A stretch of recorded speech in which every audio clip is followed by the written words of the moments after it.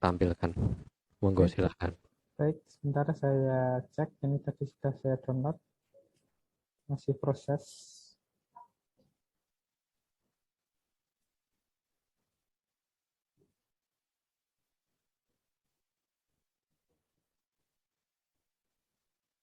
Baik, ini masih proses membuka untuk PowerPoint-nya.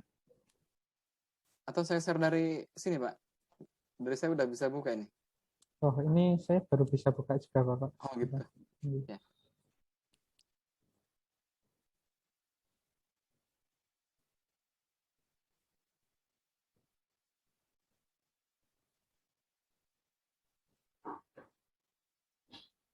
Baik, sudah terlihat nih, Bapak Ibu. Sudah, Pak. Baik. Sampun, Bapak. Kepada Bapak Baik. Aditya, waktu dan tempat saya persilakan. Bismillahirrahmanirrahim. Assalamualaikum warahmatullahi wabarakatuh. Waalaikumsalam. warahmatullahi wabarakatuh. Terima kasih Pak Imam sudah membantu jalannya mempresentasikan makalah ini. Dan terima kasih Bapak Ibu sudah menunggu. Mohon maaf atas ketidaknyamanannya. Izinkan saya menyampaikan naskah saya dengan judul Kompetensi Kewirausahaan Kepala Madrasah dalam Meningkatkan Daya Saing Madrasah. Ini disusun oleh saya sendiri, Aditya Pradito, bersama tim, itu Insya Allah sama. Agak berbeda dari penyaji sebelum-sebelumnya yang memang fokusnya pada keilmuan manajemen dan ekonomi. Di sini saya mencoba menyajikan namanya dalam dunia pendidikan, ya, konsepnya manajemen pendidikan. Next.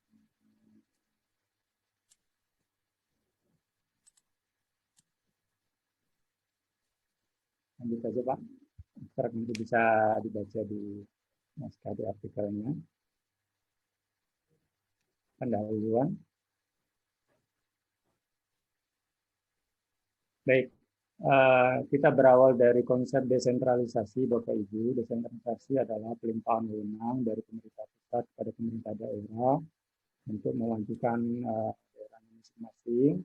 Ini juga berlaku pada dunia pendidikan, namun dunia pendidikan tidak berhenti pada pemerintah daerah saja, tapi langsung pada lembaga pendidikan itu sendiri, diatur dalam Undang-Undang Sidiknas nomor 20 tahun 2003 pasal 51 ayat 1, menyebutkan bahwa pengelolaan satuan pendidikan anak usia dini, pendidikan dasar, pendidikan menengah dilaksanakan berdasarkan standar pelayanan minimal dengan prinsip manajemen berbasis sekolah. Jadi wujud dari desentralisasi dalam lembaga pendidikan itu adalah manajemen berbasis sekolah atau manajemen berbasis madrasah. Intinya setiap lembaga pendidikan atau satuan lembaga pendidikan mengelola sendiri sekolahnya atau madrasahnya secara maksimal dengan memanfaatkan seluruh sumber daya yang dimiliki guna mencapai tujuan pendidikan secara efektif dan efisien. Next. Di dalam manajemen berbasis sekolah atau manajemen berbasis madrasah ini, peran kepala sekolah memiliki beberapa peran, di antaranya edukator, manajer, inovator, supervisor, motivator, leader, dan administrator.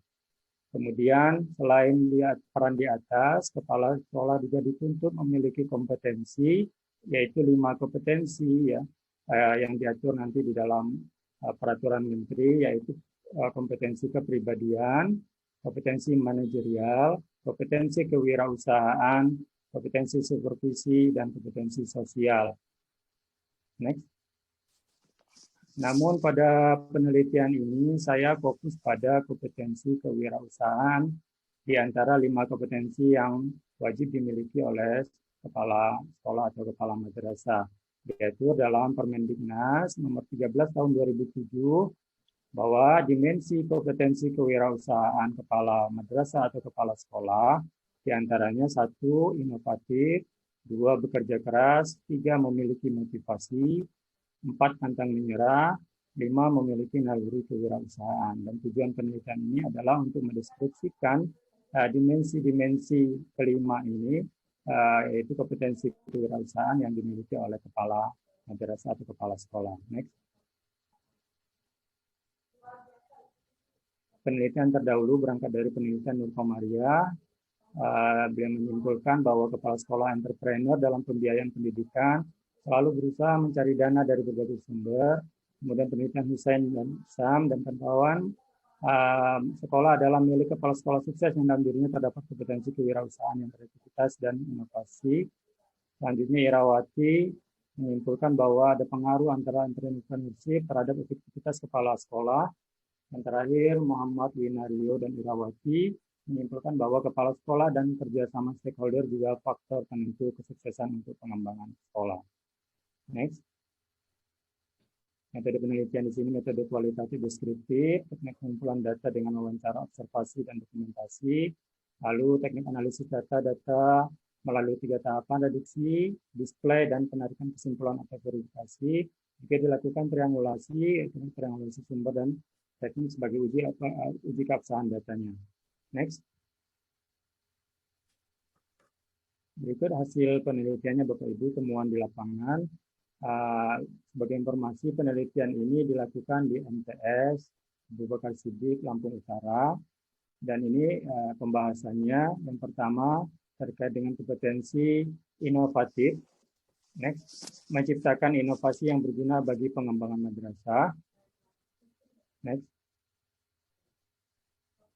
Dari hasil penelitian bahwasannya inovasi yang ada di MTS Abu Bakar Siddiq Lampung Utara, ada beberapa inovasi yang di sekolah tersebut. Yang pertama, mengadakan kegiatan pemanfaatan limbah plastik yang diolah menjadi bahan bakar dimulai sejak tahun 2018. Nantinya juga ada program hafalan bagi peserta didik. Juga di sekolah tersebut sejak tahun 2019 sudah ada budidaya ikan lele. Next. Kompetensi yang kedua, bekerja keras untuk mencapai keberhasilan madrasah sebagai organisasi pembelajar yang efektif. Next. Semuanya karakter yang dimiliki oleh kepala madrasah. 1, sifat pemimpin yang pantang menyerah. 2, mau bekerja keras. 3, ketekunan yang tinggi. Yang terakhir, berusaha mencari solusi atas masalah yang dihadapi. Next. Ketiga, memiliki motivasi yang kuat dalam melaksanakan tugas pokok dan fungsinya sebagai pemimpin madrasah. Next. Semuanya di dalam penelitian ini, kepala madrasah memiliki motivasi yang tinggi. Yang pertama, kearifan lokal di sekitar lingkungan madrasah. Kemudian prihatin terhadap motivasi pendidikan di lingkungan setempat. Ketiga, memberikan dorongan, motivasi, semangat, dan fasilitas perangkat pembelajaran kepada guru. Keempat, memberikan reward bagi peserta didik yang berprestasi. Next. Selanjutnya, pantang menyerah dan selalu mencari solusi terbaik dalam menghadapi kendala. Next. Nah, pantang menyerah ini indikatornya diantaranya adalah kepala sekolah selalu mengusahakan masalah apapun di dalam sekolah, kemudian pengambil keputusan bersama, pemimpin yang menyukai tantangan, komitmen yang tinggi dan bertanggung jawab. Next. Yang terakhir yaitu memiliki naluri kewirausahaan dalam mengelola madrasah sebagai sumber belajar peserta didik. Next. Nah, naluri kewirausahaan ini indikatornya melibatkan peserta didik dalam setiap kegiatan kewirausahaan, kemudian analisis peluang potensi yang dimiliki yang dilakukan oleh kepala madrasah. Yang ketiga adalah memberikan penghargaan kepada peserta didik yang memiliki prestasi. Next. Jadi dapat disimpulkan dalam penelitian ini 5 indikator tadi. Yang pertama inovatif, yaitu menciptakan kegiatan berupa pemanfaatan limbah plastik menjadi BBM. Kemudian juga menciptakan peluang usaha dengan budidaya ikan lele. Kemudian karakter bekerja keras, ketekunan tinggi dan tidak takut gagal. Kemudian selalu mencari solusi untuk mengatasi masalah. Selanjutnya adalah memiliki motivasi, berhasil mempengaruhi warga madrasah untuk meningkatkan produktivitas madrasah. Next. Pantang menyerah, yaitu selalu mencari solusi akan masalah yang dihadapi. Selanjutnya selalu optimis menjalankan program-program. Yang terakhir adalah naluri kewirausahaan, yaitu dengan melibatkan proses pendidikan pada peserta didik dan memberikan penghargaan bagi peserta didik yang berprestasi. Next. Terima kasih, mungkin itu yang bisa saya paparkan, Bapak Ibu. Untuk waktunya saya kembalikan kepada moderator, Pak Imam. Saya akhiri, Assalamualaikum warahmatullahi wabarakatuh. Waalaikumsalam warahmatullahi wabarakatuh. Warahmatullahi wabarakatuh. Baik, terima kasih atas paparan materinya yang disampaikan oleh Bapak Aditya Pradito, yaitu terkait dengan kompetensi kewirausahaan kepala sekolah dalam meningkatkan daya saing madrasah. Ini tadi memang fokus pada dunia pendidikan, tapi tidak terlepas juga sebenarnya terkait juga dengan materi-materi yang sudah disampaikan tadi, yaitu terkait dengan digital marketing, terkait dengan manajemen sumber daya manusia, karena di dunia pendidikan inilah sumber daya manusia itu juga dibentuk, yang pada akhirnya juga nanti akan menciptakan peluang-peluang kerja baru, ekonomi-ekonomi baru, dan juga meningkatkan daya saing juga sebagai daya saing dalam sumber daya manusia maupun daya saing dalam ekonomi. Baik, selanjutnya kepada Bapak Ibu, ada yang ingin ditanyakan kepada Bapak Aditya terkait paparan materinya tadi, kompetensi kewirausahaan kepala madrasah dalam meningkatkan daya saing madrasah.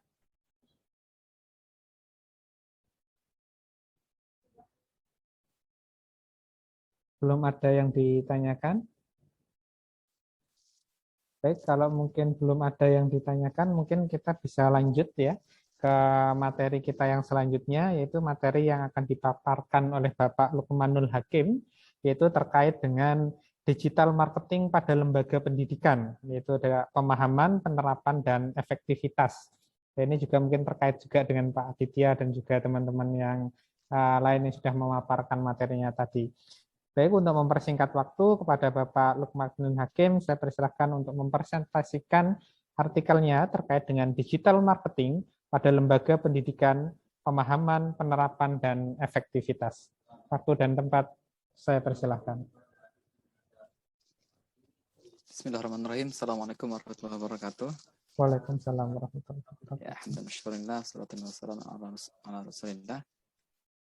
Terima kasih Bapak Pak Imam sebagai pemandu di diskusi kita ini, kemudian Bapak dan Ibu yang saya hormati.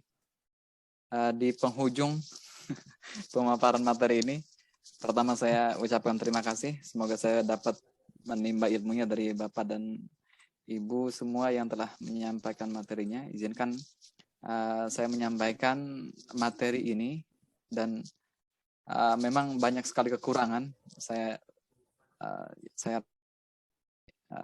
mungkin harus disampaikan begitu ya. Bismillahirrahmanirrahim. Pertama, saya berangkat dari dari satu buku yang ditulis oleh Yus Howadi. Jadi memang kenyataannya pada masa ini fenomena corona itu membunuh gitu, dalam tanda petik gitu ya. Beberapa kebiasaan kita ya, kita tahu dari mulai jabat tangan yang dulu jabat tangan betul ya. Kalau sekarang ujung siku saja gitu. Kemudian ya berbagai macam mudik yang tadinya biasanya kita laksanakan jadi enggak gitu. Dan ya perubahan pola aktivitas masyarakat itu terjadi. Nah, kemudian pola ini juga ternyata ya terjadi di sektor ya, pendidikan gitu ya. Dari yang tadinya belajar tatap muka di kelas jadi online gitu ya. Jadi yang tadinya nggak kenal Zoom, apa itu Zoom, bentuknya seperti apa, kita kenal pakai Zoom gitu ya. Google, Learning Management System, Google Classroom, Moodle dan sebagainya yang tadinya kita nggak tahu itu apa gitu, namanya pun nggak tahu, jadi sekarang tahu. Nah, kemudian aspek lain yang juga berpengaruh di lembaga pendidikan ini adalah pemasaran jasa pendidikan. Kenapa ini berpengaruh? Ini berpengaruh rekannya di sektor pendidikan yang sifatnya swasta ya. Baik itu tingkat dasar sampai tingkat tinggi, karena memang kita tidak bisa pungkiri bahwa dalam tanda petik ya, pendapatan kampus itu ya dari persentase mahasiswa atau mahasiswa dengan dosen itu ya menjadi indikator bisa berjalannya lembaga pendidikan itu gitu. Jadi kalau lebih banyak gurunya ketimbang siswanya lebih sedikit, kemudian gurunya banyak gitu, ya bagaimana bisa berjalan begitu ya. Itu mungkin salah satunya dasar pemikiran saya buat ini. Kemudian berikutnya, kalau di sektor bisnis, mungkin ketika kita berbicara tentang pemasaran itu sesuatu yang biasa. Tapi ketika term ini kita bicarakan di ranah pendidikan, itu seperti sesuatu yang kok pendidikan dijual gitu ya. Kok pendidikan dijual gitu. Jadi karena saya sendiri mengidentifikasi tentang pemasaran itu ya menjual gitu, menawarkan gitu. Identiknya transaksi uang gitu. Baru kemudian ketika saya coba baca ya ternyata lebih dari itu gitu. Jadi marketing itu memenuhi need dan want, memenuhi keinginan dan kebutuhan dari customer. Kemudian ketika kita memenuhi, kita bisa mendapatkan kompensasi ya dari apa yang kita kerjakan itu. Nah, kemudian ada satu pernyataan bahwa memang semua lembaga baik itu bisnis, profit non profit istilahnya, itu memang pada saat ini ya memerlukan yang namanya pemasaran ini. Dan ini yang salah kaprah bagi saya khususnya ya, yang memang awam di bidang ekonomi ya, kadang menyamakan antara istilah marketing dan selling begitu ya. Padahal ternyata ya kedua konsep ini ya agak berbeda. Jadi selling masuk ke selling itu bagian dari marketing gitu. Cuman kadang memang yang jadi masalah sales itu tidak mau disebut sales gitu. Mereka maunya disebut marketer gitu ya. Padahal sebenarnya kata yang tepat disematkan kepada orang yang menawarkan langsung itu disebut dengan sales ya, bukan marketer. Itu juga ambiguitas yang terjadi. Kemudian ini tadi disampaikan oleh Ibu dan juga lebih lengkap dari ini, mungkin ini tidak bisa saya sampaikan. Tidak perlu saya sampaikan lagi, maksudnya begitu. Kemudian di sektor pendidikan ya definisinya pemasaran itu ya tadi keterampilan perencanaan pengelolaan suatu menyampaikan ya hubungan pertukaran antara sekolah dan kelompok masyarakat gitu. Jadi mempromosikan, menyampaikan, mensosialisasikan itu salah satu bentuk dari pemasaran sebenarnya. Nah, yang jadi masalah kalau dulu kita memasarkan jasa pendidikan itu kita biasanya sekolah itu kalau tingkatnya SMP bikin event-event yang melibatkan anak-anak SD gitu ya. Lomba bola segala macam, kemudian safari ke sekolah-sekolah gitu ya. Nah, kalau sekarang itu semua nggak bisa gitu ya. Maka alternatifnya sekarang itu ada yang kita sebut dengan digital marketing ini gitu ya, memasarkan pemasaran melalui media yang berbasis internet. Tadi juga sudah disampaikan oleh Ibu yang Ibu yang di atas tadi. Maaf saya nggak bisa lihat namanya nih, lupa juga namanya. Jadi ada website, SEO, kemudian sosial media, macam-macam itu. Nah, kemudian selain memang kita dipaksa untuk beralih dari pemasaran konvensional ke digital, dari sisi lain memang karena penduduk di Indonesia itu pertumbuhan pengguna internetnya, penetrasi pengguna internet itu cepat sekali gitu. Jadi kalau kita lihat di sini internet usernya itu 196 ya juta. Jadi kalau pertumbuhan penduduk itu 1,03%, pertumbuhan pengguna internet 8,9%. Jadi 73,7%. Jadi tinggi sekali ini tahun 2019. Ya mungkin 2021 ini bisa mencapai 80 lebih ya pengguna internet di Indonesia dari total populasi penduduk di Indonesia gitu ya. Jadi maka dari latar belakang itu kemudian di penelitian ini saya ingin meneliti tentang bagaimana sih pemahaman institusi pendidikan, kemudian pelaksanaan dan efektivitas dari digital marketing itu di institusi pendidikan. Kemudian metodenya yang saya pakai ini metode penelitian survei, kemudian deskriptif kuantitatif, artinya dia memang kuesioner itu disampaikan, kemudian ditabulasi, kemudian langsung dideskripsikan, memang tidak ada uji validitas, reliabilitas dan sebagainya begitu ya. Jadi langsung dideskripsikan saja. Kebetulan memang peneliti kita ada 4 orang dan berada di 4 provinsi yang berbeda. Jadi memang kita menyebar angketnya itu di lokasi tempat kita tinggal, itu di Jawa Barat, di Sukabumi, saya di Banten, di Tangerang, di Jawa Timur itu dan di Kalimantan ya, Tengah. Berikutnya ini beberapa karakteristik responden ya yang mengisi, ikut berpartisipasi. Kemudian langsung ke yang pertama itu tentang pemahaman. Jadi literasi digital ya, ketika ditanyakan di kuesioner itu tentang pemahaman, jadi responnya itu ya sebanyak 95% itu memang sudah menyadari ya tentang pemasaran digital ini, walaupun tidak ditanyakan secara detail apakah konseptualnya sudah betul atau tidak tentang pemasaran digital ini. Kemudian berikutnya, apakah mereka sudah mengikuti semacam pelatihan ya digital marketing, yaitu menjawab sebanyak 65% menjawab ya, kemudian 35% ya tidak. Kemudian berikutnya, dan ini ada pertanyaan, apakah responden mencoba secara otodidak mempelajari apa itu digital marketing. Ya tentu secara otodidak ini buka Google, buka YouTube dan sebagainya begitu.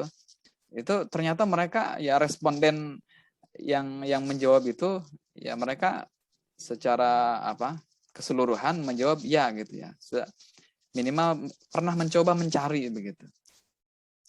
Kemudian berikutnya tentang pelaksanaan. Ketika ditanya apakah sekolah memiliki website sekolah, ini keseluruhan menjawab ya gitu. Tapi memang tidak sampai detail apakah webnya itu masih ada, apakah pernah saja begitu dan setelahnya mati gitu. Jadi minimal sekolah itu sudah membuat website, entah itu websitenya itu masih jalan, masih hidup, dipelihara atau tidak begitu ya. Tapi jawabannya mereka secara keseluruhan menjawab ya. Kemudian kepemilikan akun media sosial itu semuanya juga menjawab ya. Jadi sekolah memiliki akun media sosial untuk mempromosikan jasa pendidikannya. Kemudian berikutnya, karena ketika memasarkan kita tidak cukup hanya orang per orang, hanya guru-guru tertentu gitu, harus ada kolaborasi antara guru, kemudian juga mungkin siswa. Sebab dalam teori penawaran jasa itu kalau misalkan kan ada segitiga itu ya. Jadi lembaga itu memasarkan lembaganya ke internal sekolah, kemudian internal sekolah juga mereka memasarkan ke eksternal sekolah.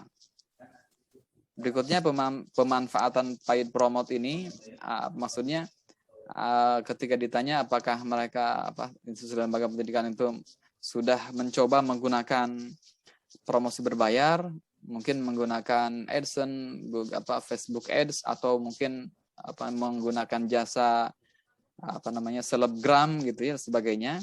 Itu sebanyak 80% itu menjawab ya, kemudian 20% masih tidak gitu. Kemudian memang ya sebanyak 95% itu sekolah membentuk tim panitia penerimaan mahasiswa baru. Kemudian tapi masih ada 5% yang mereka ya belum membentuk itu gitu. Berikutnya terakhir ini, ketika ditanya apakah digital marketing ini efektif sebagai alternatif ya, dalam masa pendidikan, khususnya di masa COVID-19, ya sebanyak 55% ini sangat setuju. Kemudian 30% setuju, 15% cukup setuju. Jadi secara umum sih menyatakan setuju bahwa memang digital marketing ini bisa digunakan sebagai alternatif ya untuk mempromosikan sekolah ya. Karena memang pemasaran secara konvensional itu tidak bisa ya sekarang ya. Ya ini. Baik, saya kira itu karena untuk simpulannya ini saja. Saya kira sudah disampaikan ya. Terima kasih Pak Imam. Kurang lebihnya terima kasih atas waktunya. Mohon kritik dan saran dari Bapak dan Ibu sekalian. Baik, terima kasih kepada Bapak Lukmanul Hakim yang telah memaparkan artikelnya terkait dengan digital marketing pada lembaga pendidikan ya. Fokus pada lembaga pendidikan terkait dengan bagaimana pemahaman digital marketing, kemudian bagaimana penerapannya khususnya digital marketing dalam upaya memperkenalkan sekolah dan juga dalam upaya untuk menggait siswa ya, khususnya menggait siswa untuk bisa masuk di sekolah dan juga efektivitasnya sejauh mana. Memang seperti yang dipaparkan ini memang saat ini untuk digital marketing itu memang menjadi hal yang sangat efektif baik dari segi penjualan ataupun dari segi berbagai hal, mungkin dari segi ekonomi, produksi ekonomi, kemudian dari segi pendidikan dan lain sebagainya. Baik, untuk selanjutnya mungkin ada yang ingin bertanya kepada Bapak Lukmanul Hakim terkait dengan materi yang sudah dipaparkan. Saya persilahkan. Saya Bapak izin bertanya.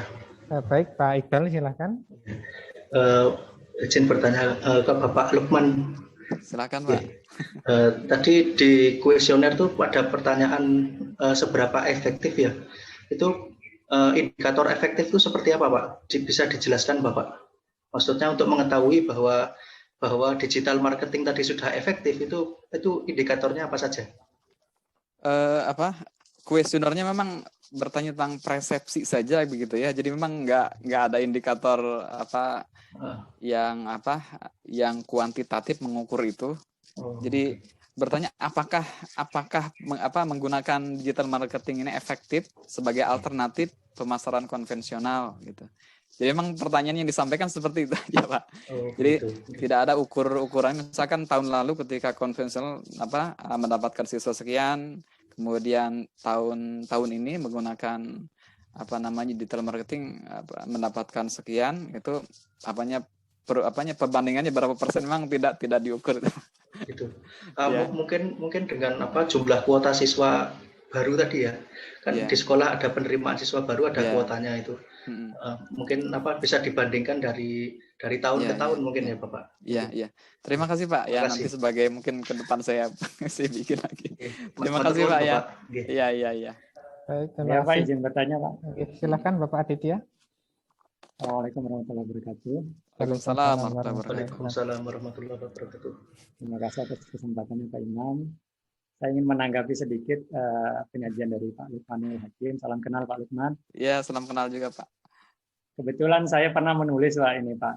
Oh iya. Judul tulisan saya adalah strategi pemasaran pendidikan dalam meningkatkan citra lembaga pendidikan.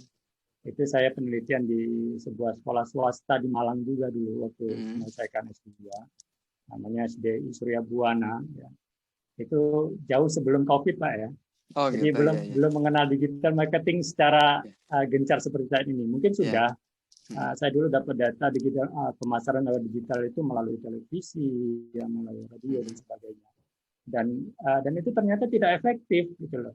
Istilahnya banyaknya sekolah itu hanya buang-buang uang dan buang-buang tenaga saja gitu pemasaran digital itu. Dan lebih efektif itu pemasaran dari mulut ke mulut atau pemasaran dengan menjual kualitas atau lulusan. Ya, mungkin ini sangat berbeda setelah adanya COVID ini justru terbalik kan, segitiga piramida itu terbalik gitu. Justru pemasaran digital yang paling efektif daripada pemasaran door to door dari mulut ke mulut gitu. Ya, saya mengapresiasi kok ada penelitian ini. Saya juga pernah nulis dulu. Nah ini saya sebenarnya tertarik gitu. Mungkin kalau saya diajak timnya Pak Lukman ini mau saya. Ya, dari perwakilan dari Sumatera mungkin. Terima kasih itu saja Ya. Pak Imam, Pak Lukman. Assalamualaikum Baik, warahmatullahi Pak wabarakatuh. Pradita. Jadi Terima emang kasih. ada dua itu Pak ya. Yang pertama pertumbuhan pengguna internet. Kalau beberapa tahun yang lalu mungkin kita pegang HP itu sesuatu yang apa ya? Sekarang biasa. Kalau dulu mungkin HP itu dipegang sama orang-orang tertentu saja. Kemudian yang kedua, karena COVID ini kita nggak bisa datang ke sekolah. Kemudian orang tua juga mencari info sekolah itu ya lebih mudah pakai handphone begitu ya, buka Instagram, buka Facebook gitu. Ya walaupun ujung-ujungnya mereka datang juga ke sekolah gitu. Iya. Oke. Terima kasih Pak. Baik, terima kasih Pak Lukman, Pak Aditya, dan Bapak Ibu sekalian. Wah, sangat menarik sekali ya diskusi kita pada sore hari ini ya, siang menuju sore ya, terkait dengan marketing ini semuanya ternyata bersangkut paut gitu loh, saling melengkapi, saya bilang ya, saling melengkapi, mungkin terkait dari ada yang di sisi perusahaan, kemudian ada yang di sisi jasa pendidikan, ada yang di sisi nanti UMKM dan lain sebagainya, yang dimana secara keseluruhan kita melihatnya dalam perspektif saat ini yaitu pandemi COVID-19, yang dimana perubahan-perubahannya cukup drastis, yang bisa saya simpulkan juga dari beberapa artikel yang sudah dipaparkan ini, bahwa dampak pandemi COVID-19 khususnya dalam bidang ekonomi ataupun marketing ini juga sangat besar dampaknya, sehingga ini sangat mempengaruhi baik dalam segala bidang ya, dari marketing untuk segala bidang, artinya marketing dari segi ekonomi juga ada, ternyata marketing untuk pendidikan pun juga terpengaruh. Nah, mungkin ini diskusi ini juga bisa menjadi awal mungkin untuk penelitian kolaborasi sepertinya ini, karena banyak dari berbagai perspektif bidang yang saling terkait dan bisa saling melengkapi, dan saya lihat juga dari bermacam-macam daerah ini, jadi semakin kompleks nanti ke depannya. Baik, mungkin untuk selanjutnya ada yang ingin ditanyakan atau kepada Pak Lukmanul Hakim atau kepada pemateri yang lain dari Bapak Ibu pemateri.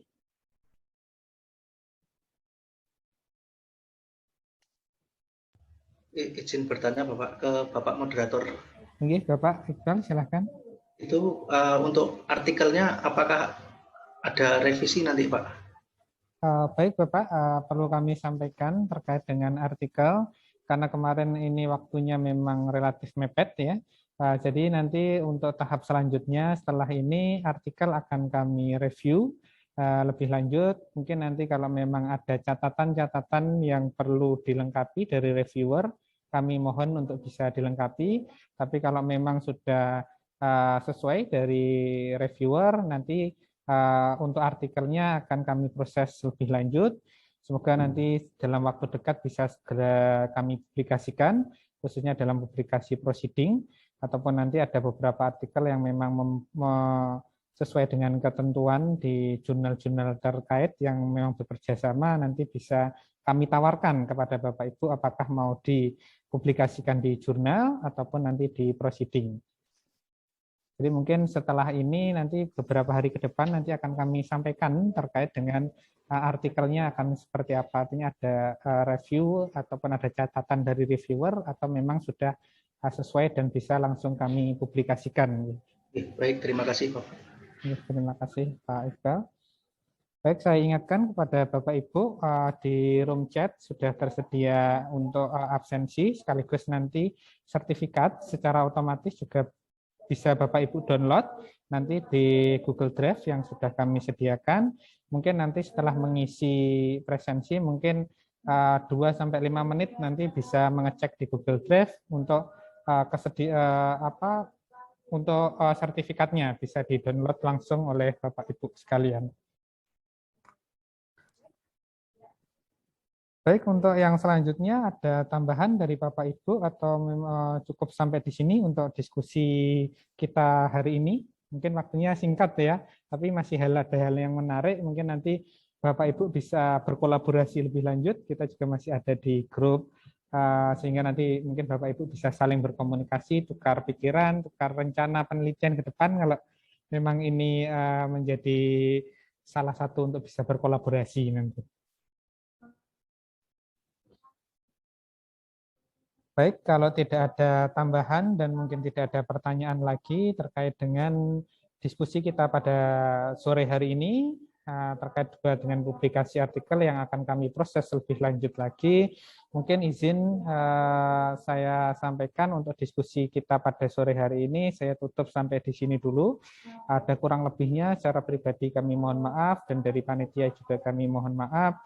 Semoga ini menjadi awal silaturahmi kita, dan semoga ke depan bisa lebih baik lagi. Mungkin itu saja dari saya. Akhir kata, wassalamualaikum warahmatullahi wabarakatuh. Selamat sore dan salam sejahtera untuk semuanya. Tetap menjaga protokol kesehatan dan salam sukses semuanya. Salam juara.